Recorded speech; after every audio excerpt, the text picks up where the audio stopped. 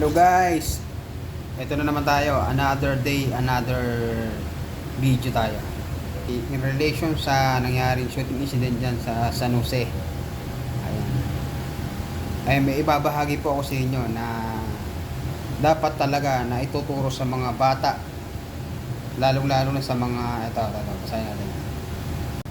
Ayan, dapat po na ibabahagi sa mga estudyante o sa ating mga kabataan yung Republic Act 10627 or ang Anti-Bullying Act of 2013. Kami po sa mga kapulisan, lalo na po yung mga sa PCR namin, ay nag-i-input dissemination ng ganitong anti-bullying. Ayan po. Ito po ay naka-indicate po dito na yung batas po na to ay mandates all elementary, secondary, and learning institution. Ayan. To adopt policies. Ayun nga po, para maiwasan at ma-address nga po yung sinasabi natin na bullying.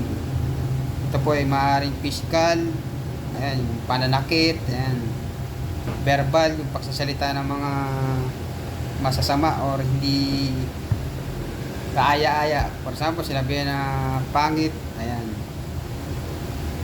Tsaka po yung tinatawag natin cyberbullying, ayan. Napakahalaga po yan na dapat na ituturo sa ating mga kabataan, lalo na po sa mga elementary at high school. Ayan.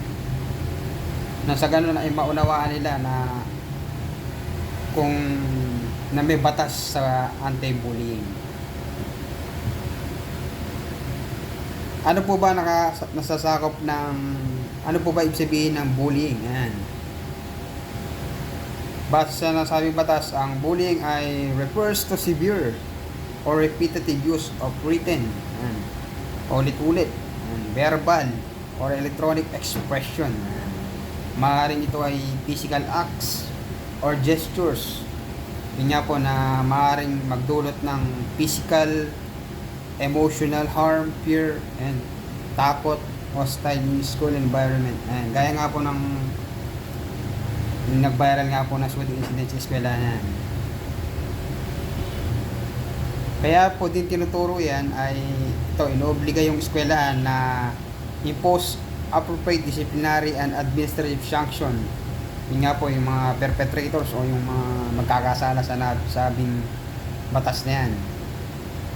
Ayan. Siyempre kailangan i-notify din natin yung parents or guardians or both the victim and the perpetrator about the incident and disciplinary actions. Ayan nga po, kaya nga po kasi po minor pa yan, so kailangan ng guardians or parents. Ayan.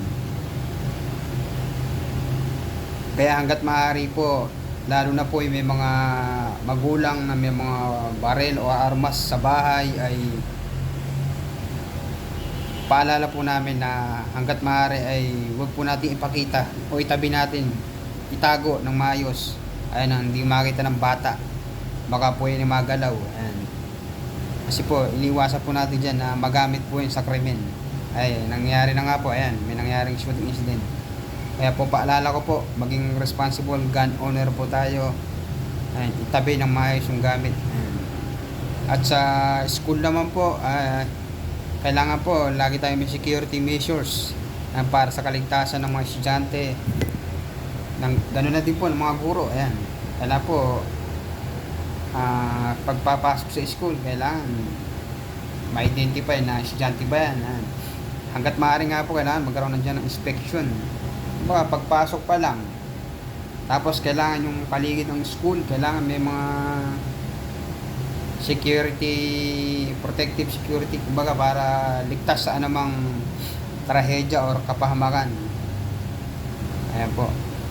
At nandito lang po ang inyong kapulisan at iba pang ahensya ng law enforcement agencies, handang tumulong at nagpapaalala na kung gusto po natin maging mapayapa ang ating bayan o ang ating eskwelahan, ay naway magkaisa tayo, naway puksay natin o iwasan yung ganyang activity, bullying, karahasan, na sa ganun ay maging mapayapa at na magkaroon tayo ng community and safer environment. Yun lang po. God bless everyone.